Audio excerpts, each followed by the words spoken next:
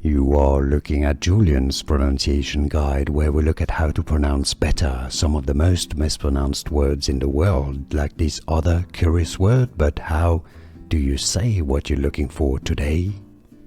Let's learn how to pronounce this word, the singular and the plural version of the same word. So let's hear them both. The singular is pronounced elf with an F sound, elf, elf.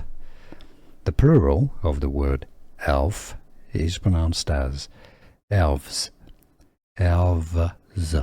It's a V sound and a Z sound or a Z sound, not an S sound, so it's not elves, rather elves.